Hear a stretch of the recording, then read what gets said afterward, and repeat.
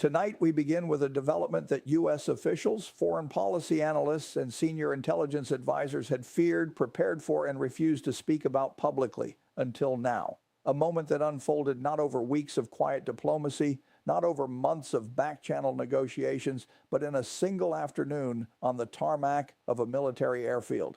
A single afternoon that changed the tone of everything Washington thought it understood about what is happening on the ground. A single afternoon that broke a silence that powerful people had worked very hard to maintain.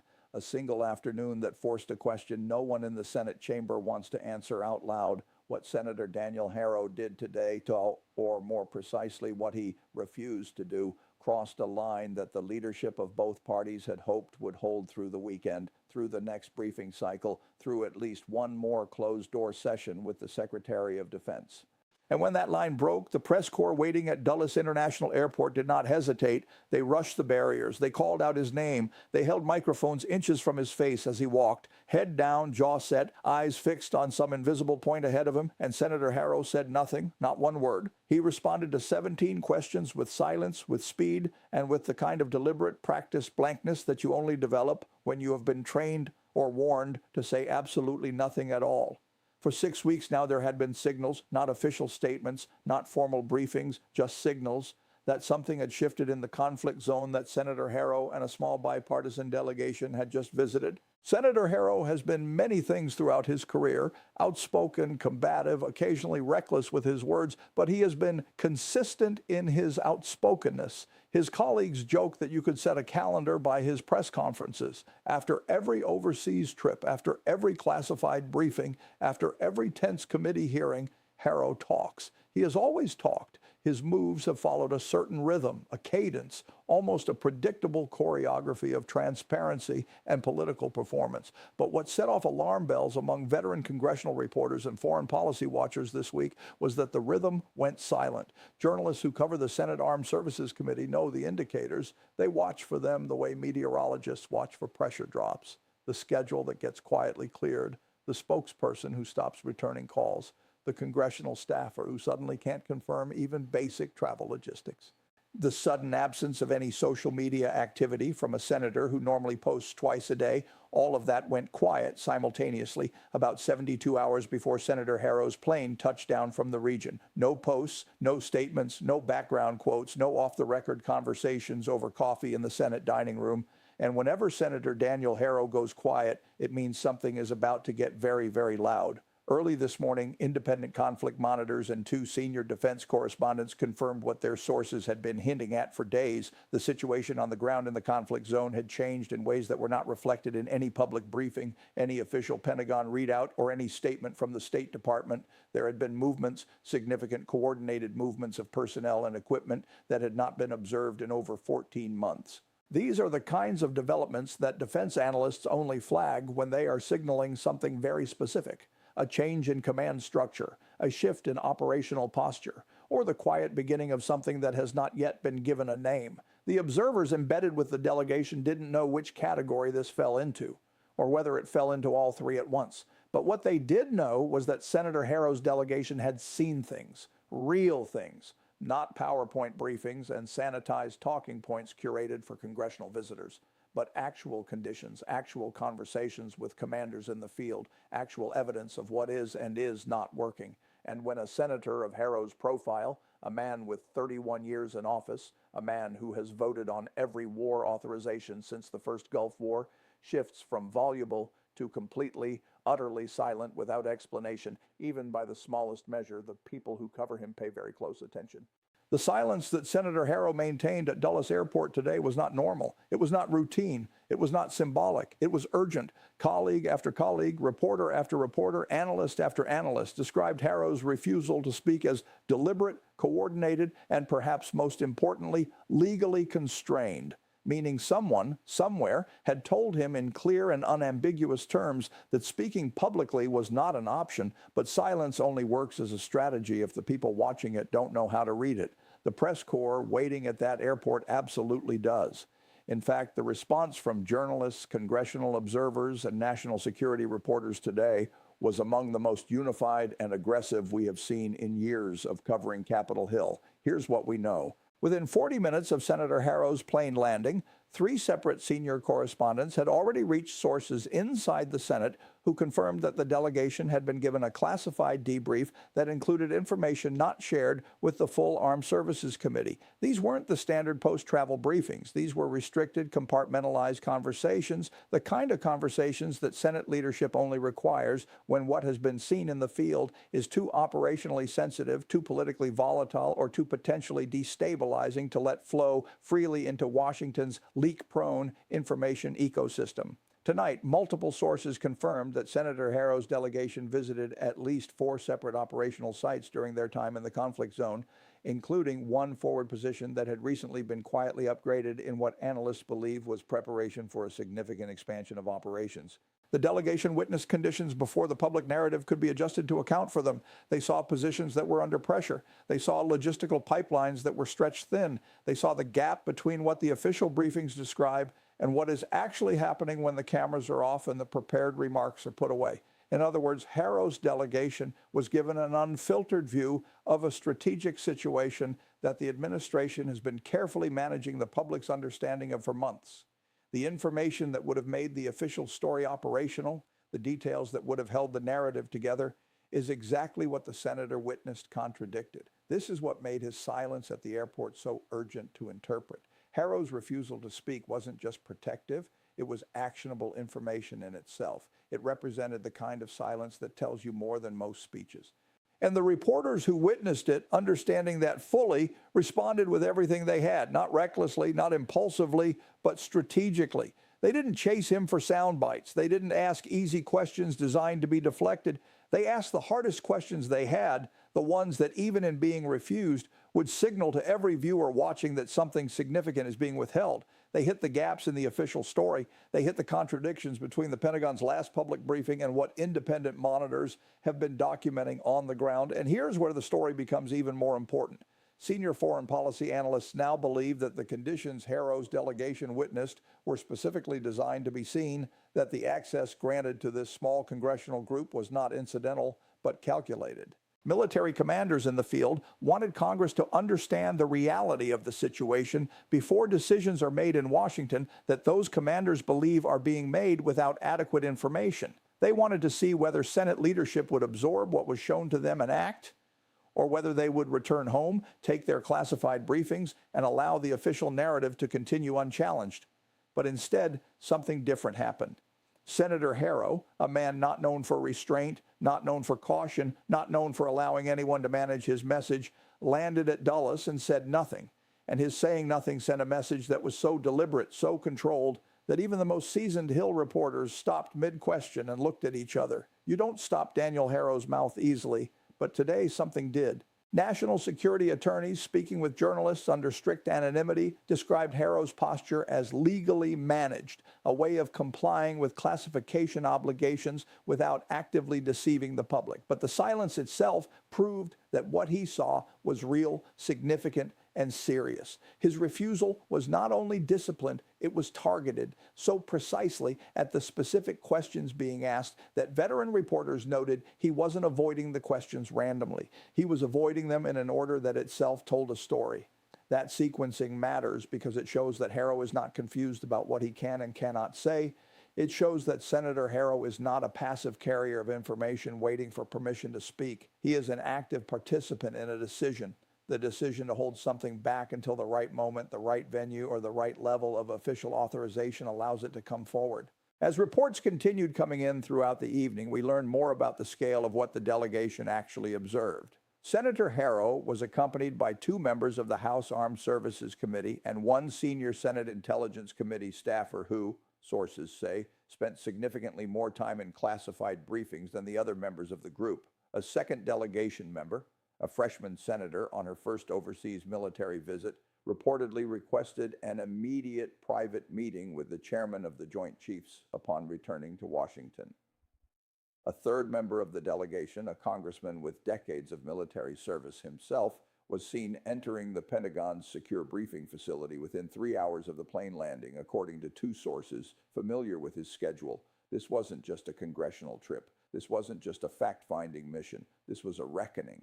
This was a moment where the distance between what Washington is saying publicly and what is actually happening in the field collapsed to zero, at least for the small group of officials who were standing in that forward position when it mattered. And that collapse, that sudden, unavoidable confrontation with reality, is the one thing that carefully managed wartime narratives struggle most to survive. For every press release issued from the Pentagon, for every carefully worded readout from the State Department, the people who were there now carry knowledge that complicates every word of every official statement. Remember, Washington assumed that congressional delegations to active conflict zones would come back aligned with the official position. They assumed that the controlled access, the guided tours of the most presentable operational sites, the briefings delivered by officers trained to communicate with politicians would be enough to keep the narrative intact. They assumed that a senator like Harrow, a man with decades of institutional relationships, a man with every reason to protect the equities of the defense establishment he has spent his career working alongside, would come home and say the right things, or at least say nothing that caused damage. But tonight, the exact opposite is happening. Harrow's silence is causing damage of its own, not by what it reveals, but by what it refuses to conceal. The administration's communications team, which had prepared talking points in anticipation of whatever the delegation's members would say upon return, now faces a scenario their talking points cannot address. A senator who says nothing but whose silence speaks volumes. The press, which might have been managed with a reassuring quote or two, is now energized because a non-answer from Daniel Harrow is the most interesting answer Daniel Harrow has ever given. And the American public, which has been told consistently that the situation is being managed responsibly and effectively, is now watching a senior senator walk through an airport with the tight-lipped urgency of a man who has seen something he cannot unsee. What makes this moment so consequential and so volatile is that Harrow's return happened at a time when the administration is already under significant pressure from multiple directions simultaneously. Defense hawks want a more aggressive posture and more resources committed to the mission. Fiscal conservatives want spending justifications that the current operational tempo makes difficult to provide. Progressive lawmakers want a timeline, a definition of success, and an honest accounting of civilian impact.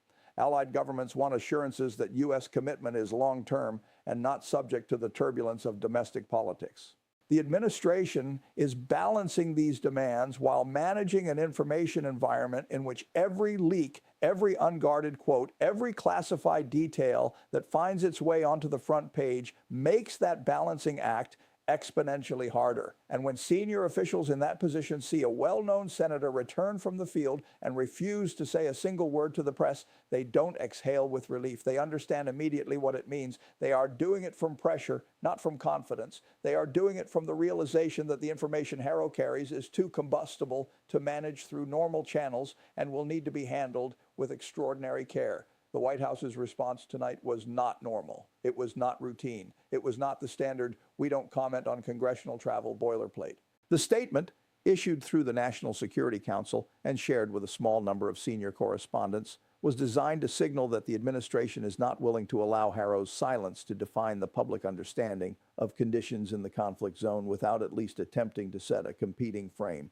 Officials said plainly that Senator Harrow's visit was conducted under established protocols and that the delegation was briefed according to standard procedures for congressional oversight travel. That is careful language for, we are aware that whatever he saw, it hasn't made him want to talk, and we need you to understand that we don't consider that a problem, even though we are very clearly bothered enough to issue this statement.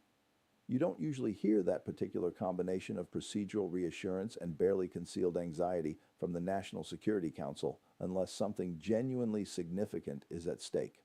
Meanwhile, Senator Harrow's office issued a statement late this evening, not from the senator himself, but through his communications director. The statement said, Senator Harrow is committed to fulfilling his oversight responsibilities through the appropriate classified channels. It said, the senator takes seriously his obligations under the relevant statutes governing the handling of sensitive national security information. And it said, Senator Harrow will have more to say when he is legally and procedurally able to say it, and not before. These are not rhetorical flourishes. These are sentences written by lawyers, approved by lawyers, and released through a communications team that has been told in very specific terms what can and cannot be said.